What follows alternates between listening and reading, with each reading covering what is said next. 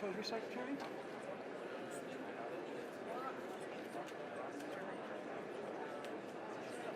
He'll do.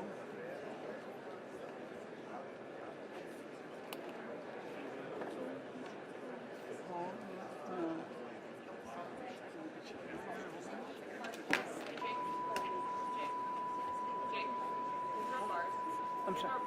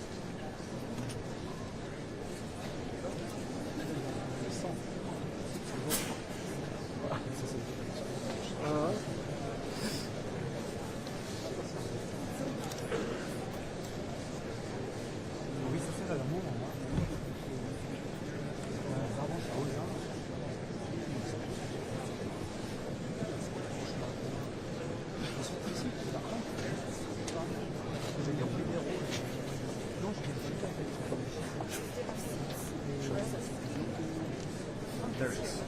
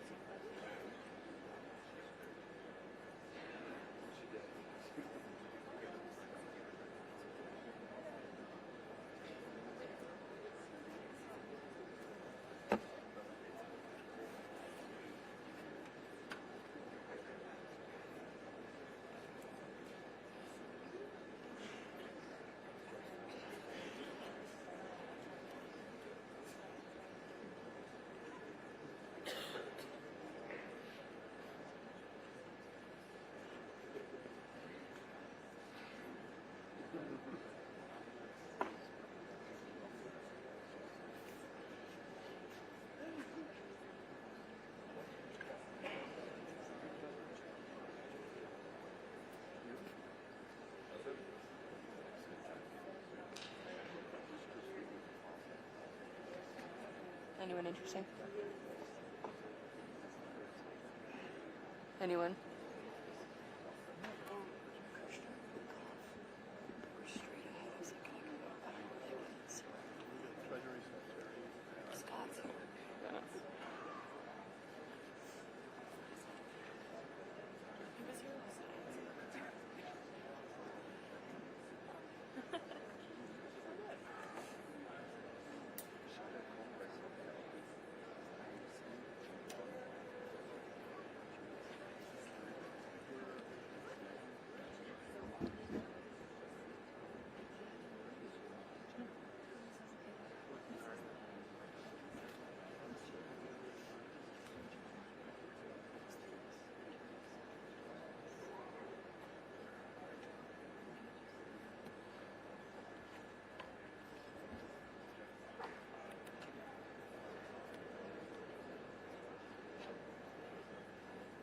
Please welcome the founding members of the Board of Peace. The Minister of the Prime Minister's Court of the Kingdom of Bahrain.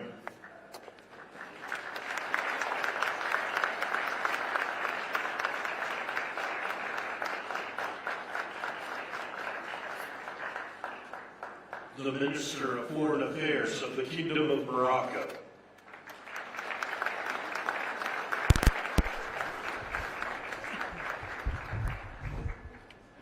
The President of the Argentine Republic.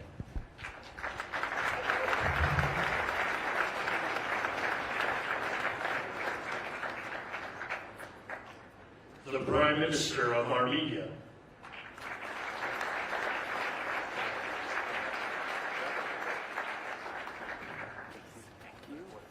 The President of the Republic of Azerbaijan.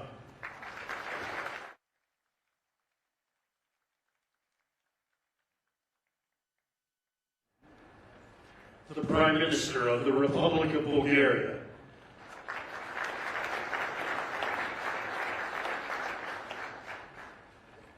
The Prime Minister of Hungary.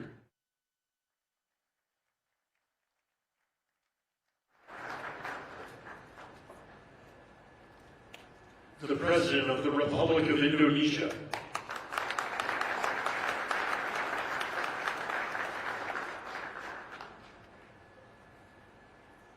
The Deputy Prime Minister and Minister of Foreign Affairs and expatriate of the Hashemite Kingdom of Jordan. The President of the Republic of Kazakhstan.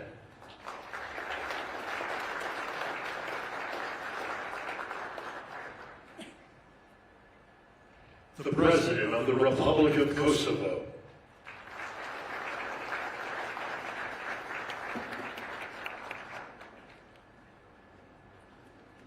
The Prime Minister of the Islamic Republic of Pakistan.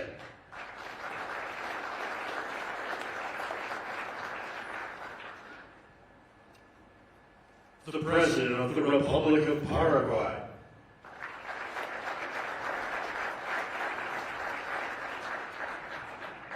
The Prime Minister and Minister of Foreign Affairs of the State of Qatar.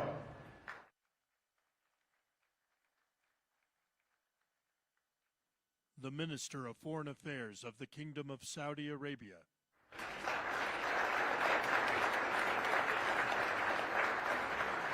The Minister of Foreign Affairs of the Republic of Turkey.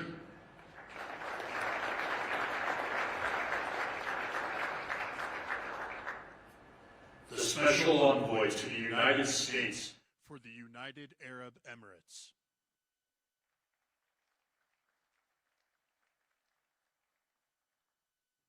The President of the Republic of Uzbekistan.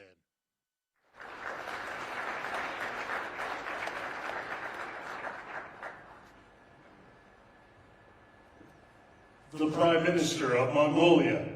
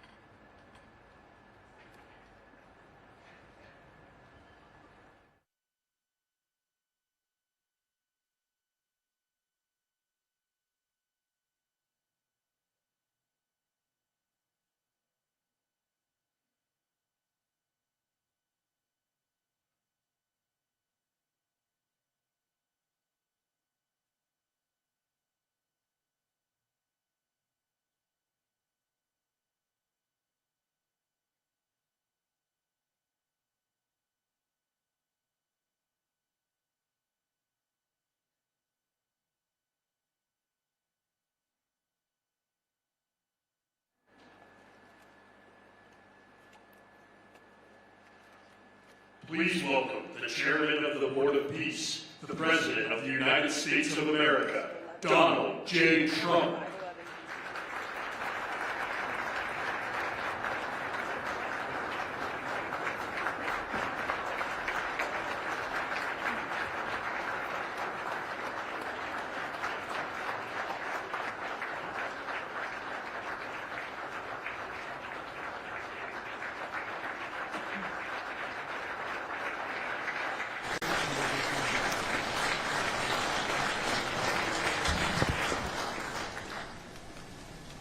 this is a very exciting day.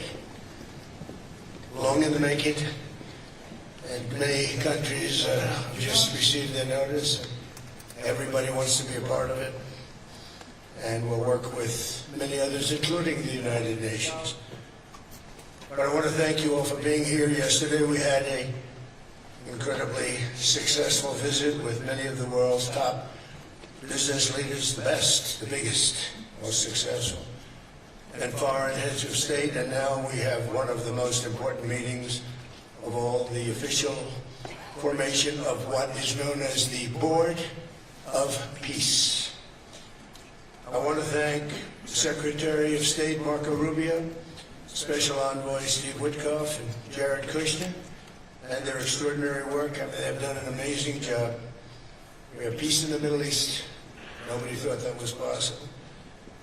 We've settled 8 wars, and I believe another one's coming pretty soon. You know what that is? The one that I thought was going to be an easy one is turned out to be probably the most difficult. Last month, 29,000 people died, mostly soldiers. Ukraine and Russia. Think of that, 29,000, 27,000 in the month before, 26,000 in the month before that. It's terrible. We have meetings and we think we're making a lot of progress.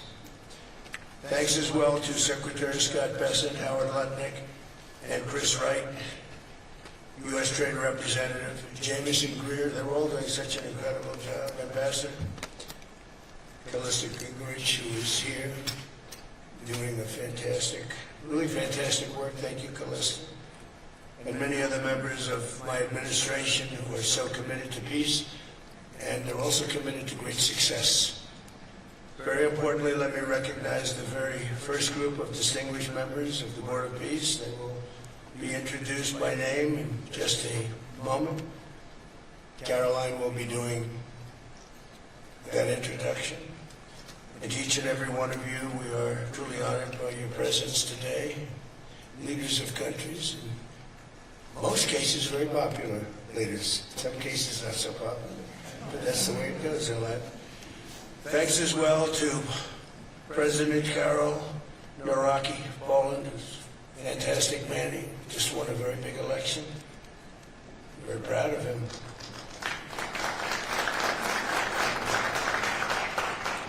Amazing.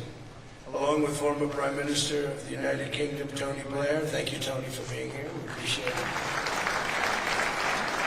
And members of the Board of Peace Executive Board, great group. This week marks the 1-year anniversary of my second inauguration as president. No administration in history has achieved such a sweeping turnaround in 12 months' time at home and abroad. We have a tremendous mandate. We won the popular vote by millions. We won every swing state, the 7. They were saying, can you win all 7? Is it possible? Because it's not done. And we won all 7. We have a great mandate back at home. As I said yesterday, the U.S. economy is booming with virtually no inflation. It was 1.2% for the last 3 months, and we inherited the worst inflation in the history of our country. And we have economic growth now of 5.4%, looks like. And I think that number can double and triple if we do the right things. And if we change thinking so that if you announce good numbers, the markets go up, instead of if you announce good numbers, the market goes down because everybody tries to kill it by lowering or raising interest rates depending on the situation. When America booms, the entire world booms. And we have secured commitments for over $18 trillion in new investment coming into our country, which is a record by many times over, not just by a little bit, by many times. There's no country ever in history that's gotten anywhere near that number. Slashed our trade deficit by 77%. This is in 1 year. Yesterday was 1 year. And signed historic trade deals with nations from all over the globe. Today, the world is richer, safer, and much more peaceful than it was just 1 year ago. We put out all those fires. A lot of people didn't know, including me, that some of those wars were going on. And some of them were going on for, in one case, 32 years, in another case, 35 years, and another one, 37 years. We were very happy to stop the war that had started with India and Pakistan, two nuclear nations. And I was very honored when the Prime Minister of Pakistan said President Trump saved 10 and maybe 20 million lives by getting that stopped just before bad things were going to happen. As president, I ended those 8 wars in 9 months, including Cambodia and Thailand. And by the way, many of the leaders are here. Kosovo and Serbia, the Democratic Republic of the Congo and Rwanda, Pakistan and India, Israel and Iran, Egypt and Ethiopia. We're working on that right now. I met yesterday with a very good general and a very good leader of Egypt. We're working on a dam that was built which precludes the Nile River from getting water. It's a little tough situation. But we'll get that settled. I really had it just about settled in my first term, and then we had a rigged election. It took me out of commission for a little while, but here I am back. We'll get it settled. But it's a pretty tough situation. The dam was built and the water doesn't come down to the Nile. When I think of Egypt, I think of the Nile, but I think of the Nile with water in it. Armenia and Azerbaijan. I mean, a lot of these leaders have become my friends. They become my friends here. And of course, the war in Gaza, which is really coming to an end. We have little fires that will put out, but they're little. They were giant, massive fires, and now they're down to little fires, and we can put them out very easily. We have 59 countries that are involved in peace in the Middle East. Many of them not in the Middle East, they're near the Middle East. They're not in the Middle East. And many have said that if Hamas doesn't do what they promised they would do, and I think they probably will, but they were born with rifles in their hands, literally born. The first day they had a rifle put into their hands. But they have to give up their weapons, and if they don't do that, it's going to be the end of them. But many countries have told me, we want to go in and do it, and they really aren't countries that you traditionally think of as being involved in that. But that's the fire. Hezbollah in Lebanon, we have to do something about that. These are, I call them remnants, small remnants compared to what it was before. It was massive, large, powerful countries fighting each other. In another great victory for the ultimate goal of peace in June, we obliterated Iran's nuclear enrichment capacity with Operation, we call it Operation Midnight Hammer. And it was midnight, it was dark, no moon, and every single one of those bombs from the B-2 bombers hit the air shafts and went deep into the earth and totally obliterated everything that they were doing. They were 2 months away from having a nuclear weapon. We can't let that happen. And Iran doesn't want to talk, and we'll talk. We've also hit ISIS in Syria, and very strongly, as you know. In my first administration, I took out al-Baghdadi, the founder of ISIS, and he was trying to start it up again because due to the tremendous talent of General Raisin Khan, as I call it, he wiped out ISIS in a period of 3 weeks in my first term. You know, we had a great first term, but the second term is, I think, blowing it away, actually. But we took out ISIS, and we had, it was gone, but during the Biden administration, it formed again a little bit. We hit it very hard in Syria. And Syria, by the way, I spoke with the president, is making a lot of progress, tremendous progress, actually. We're very happy about that. We took off all sanctions, which gives them a chance to breathe. And he is working very, very hard, and I think he's going to put it all together. So many things are happening, many good things. Threats to Europe and America, and the Middle East, and other places are really calming down. It's a lot different than it was just 1 year ago. Just 1 year ago, the world was actually on fire. A lot of people didn't know it. And in Nigeria, we're annihilating terrorists who are killing Christians. We've hit them very hard. We've killed thousands and thousands of Christians. What's that all about? Much of this unprecedented success is possible because I rebuilt our military in my first term, and now we're making it even stronger. We have a budget of over $1 trillion this year, and next year we're going to $1.5 trillion.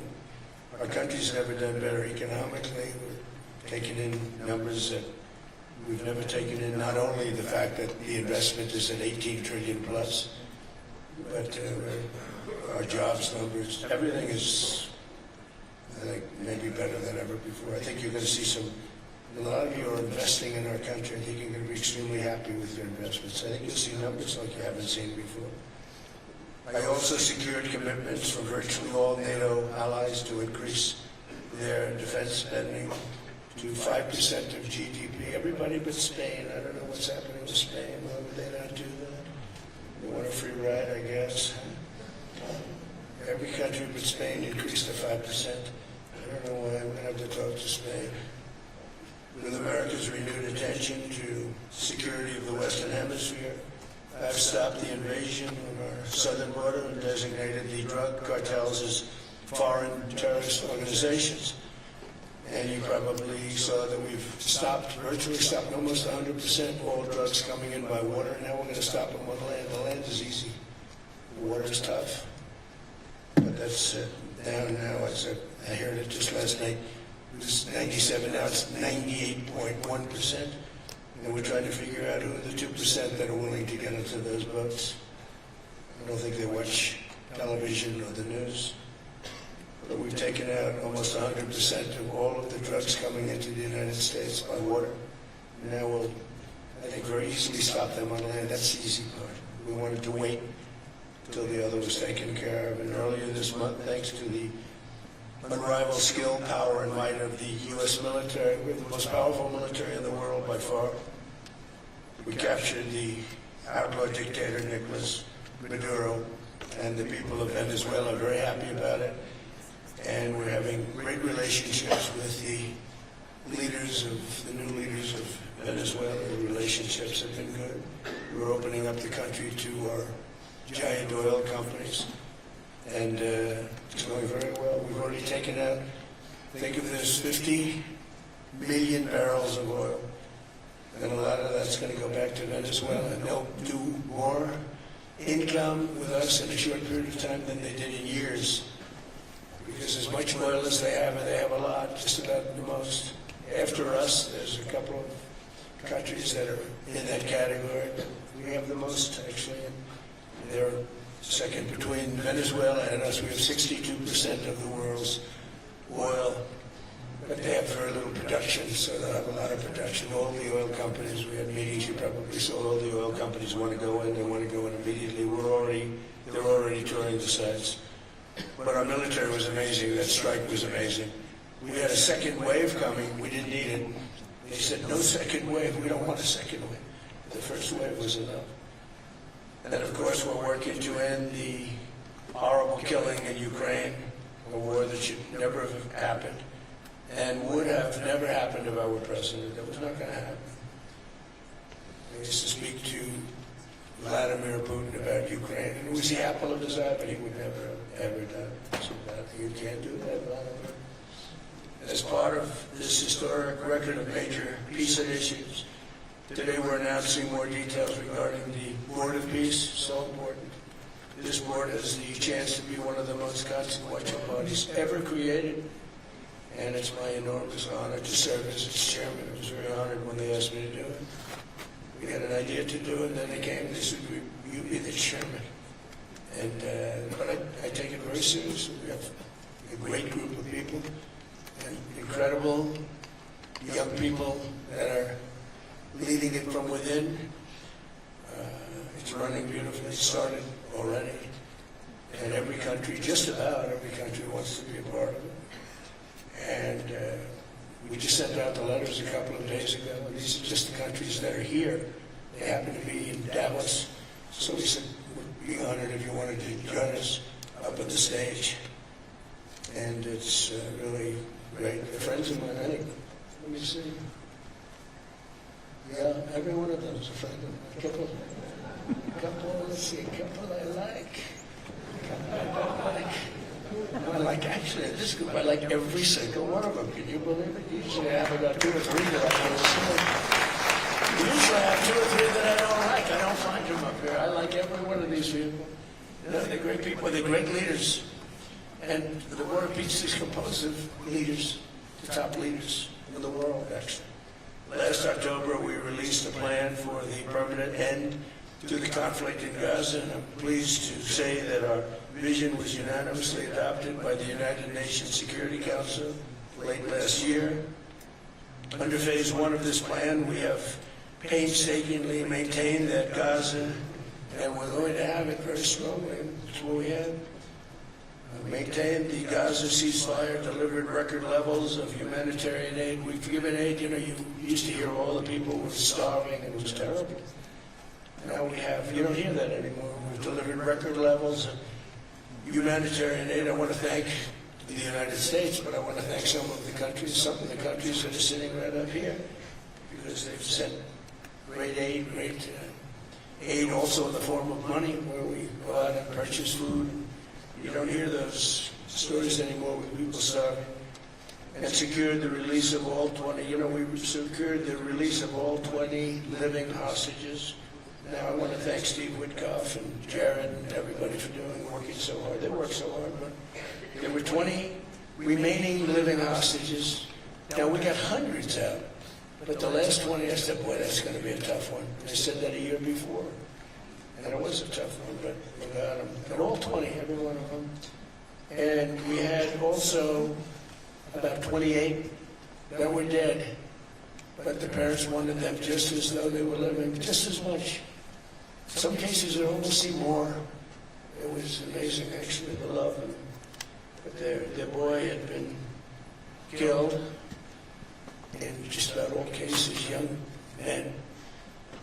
Their baby, their boy had been killed, and they wanted the body of the boy, and it looked like it couldn't be done, and with the exception of one, and we're close on the track of that, we've got them all, every single one of them, which is amazing. It's a rough job. That was a rough job.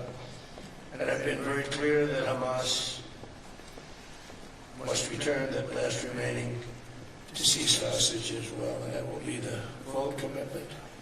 And then we get on to other things, and we're committed to ensuring Gaza is demilitarized, properly governed, and beautifully rebuilt. It's going to be a great plan, and that's where the Board of Peace really started. And I think we can spread out to other things as we succeed with Gaza. We're going to be very successful in Gaza.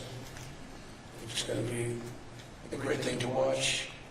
And then we can do other things. We can do numerous other things. Once this board is completely formed, we can do pretty much whatever we want to do. And we'll do it in conjunction with the United Nations. You know, I've always said the United Nations has got tremendous potential. Has not used it. But there's tremendous potential in the United Nations. And you have some great people at the United Nations.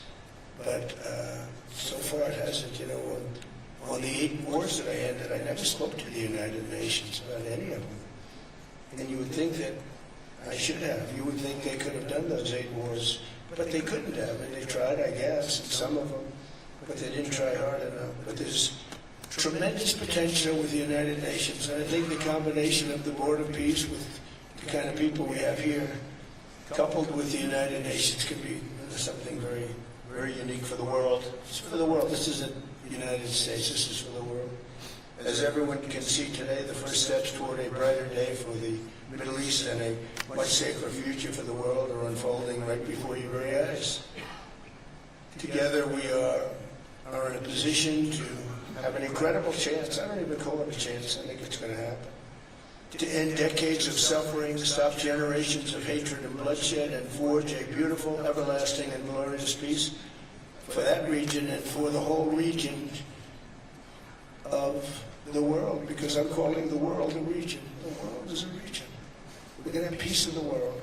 And boy, would that be a great legacy for all of us. Everybody in this room is a star, or you wouldn't be here. There's a reason that you're here. And you're all stars. You're the biggest people, the most important people in the world, most powerful people in the world. And when you use that genius that you have, that very unusual, very inspired genius, when you use that for peace, the opposite of peace has no chance. So I just want to say it's tremendous to be with you, and I think this is something that we're doing that's very important. This is most important. We're so looking forward to being here. And yesterday was a tremendous success. A lot of good things happened, but this was something that I really wanted to be here and do, and I could think of no better place because so many people were together. And now to bring the Board of Peace into full force, I ask Sheikh Isa of Bahrain and Foreign Minister Rita of Morocco to join me in signing and ratifying the Board of Peace Charter. Thank you very much, everybody. Appreciate it. Thank you.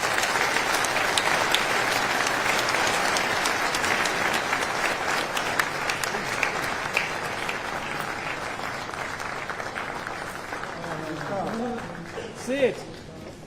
Sit down, sit down. Sit down. Sit down.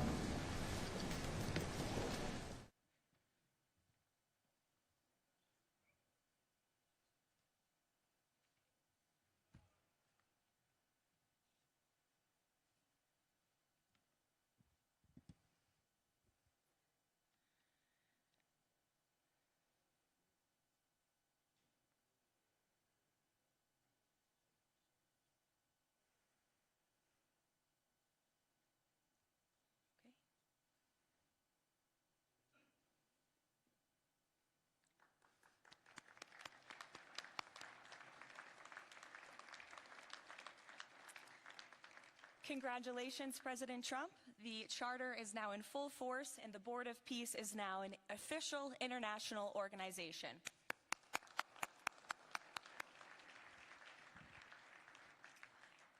We will now continue the signing ceremonies, beginning with the President of Argentina and the Prime Minister of Armenia.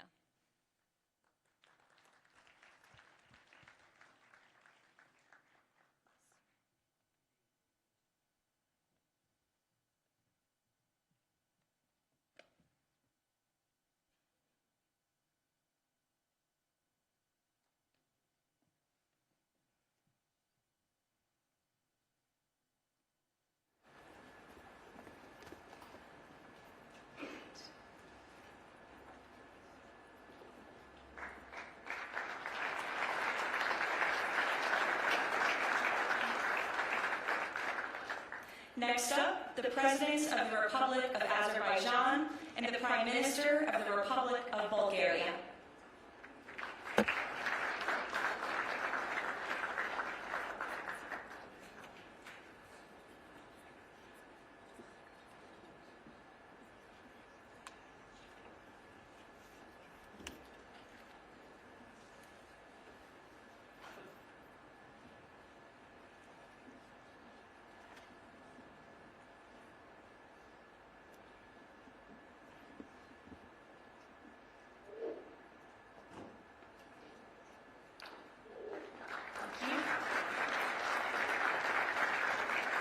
Next, the Prime Minister of Hungary and the President of the Republic of Indonesia.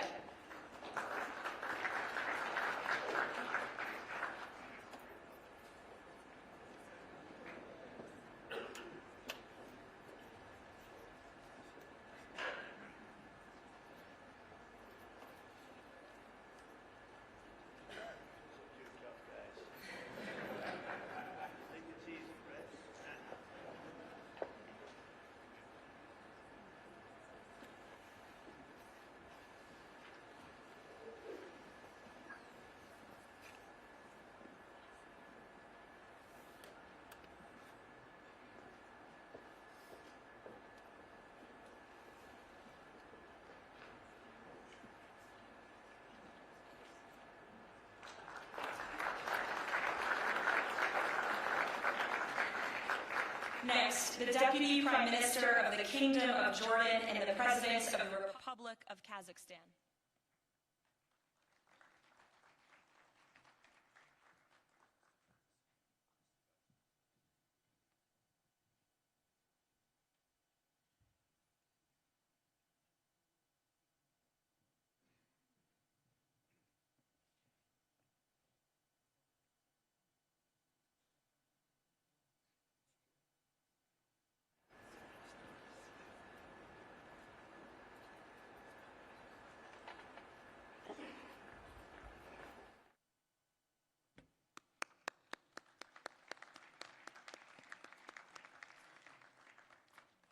Next, the President of the Republic of Kosovo and the Prime Minister of the Islamic Republic of Pakistan.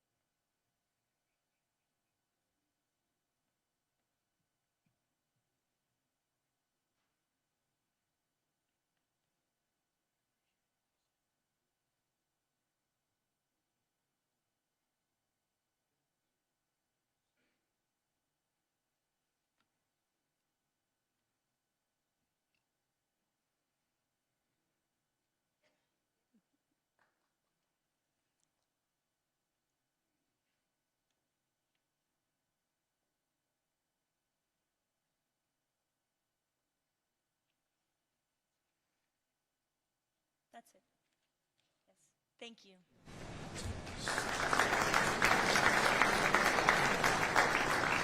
Next, the President of the Republic of Paraguay and the Prime Minister of the State of Qatar.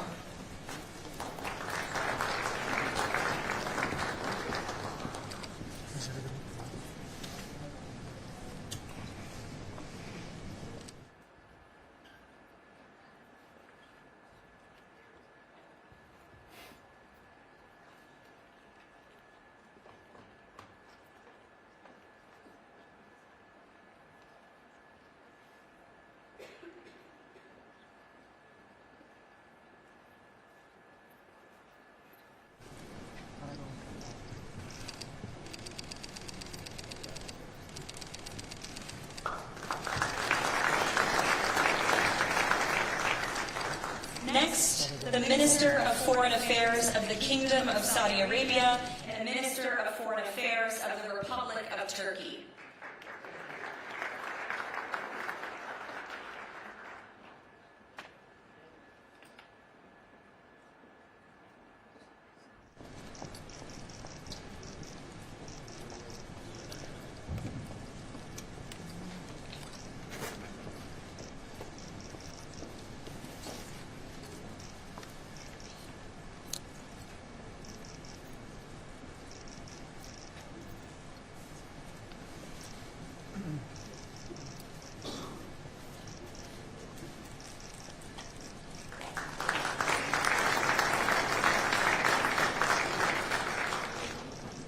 Next, the Chairman of the Executive Authority Affairs of the UAE and the President of the Republic of Uzbekistan.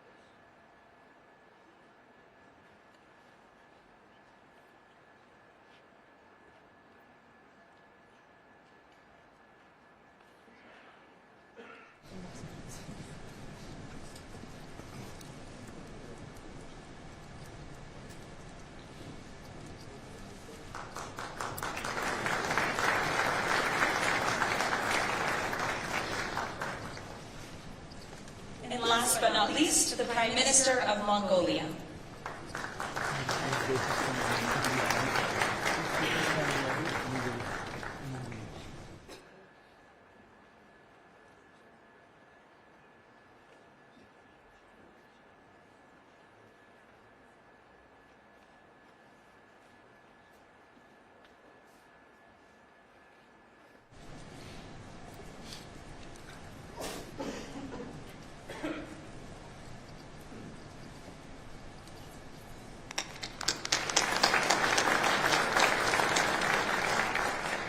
Congratulations, everyone. This concludes the signing ceremony. If President Trump and all of the Board of Peace members could please join the President around the table, The President is now going to sign the inaugural resolution that will resolve the Board of Peace's Gaza mandate per the United Nations Security Council Resolution 2803.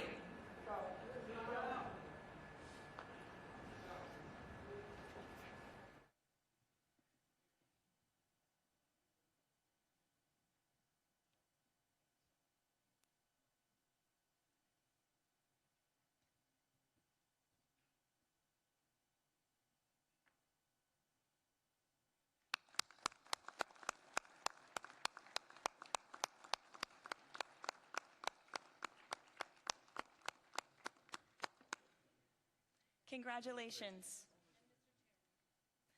If President Trump and all Board of Peace members could please take their seats in the front.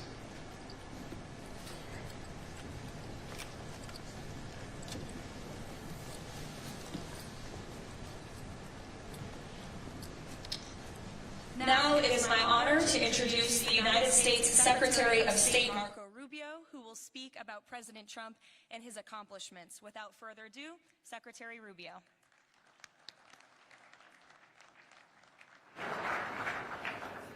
Thank you very much. It's an honor to be here today. It's an honor to serve as the Secretary of State during a historic presidency. And it's a historic presidency because the President of the United States, Donald J. Trump, is someone who is not limited by what others say is possible or what others say is impossible. He's not limited by some of the things that have happened in the past, and he's willing to talk to or engage with anyone in the interest of peace, always putting the American people and our national security first, but understanding that in the world that we share with so many others, peace is paramount to all of us. We are here today because of President Trump's vision. If we go back just a few months ago, people thought what was happening in Gaza was impossible to solve. 28 hostages that were dead, others that were still living, all these hostages that were being held. No one thought that that would ever come to a resolution without more fighting and more blood.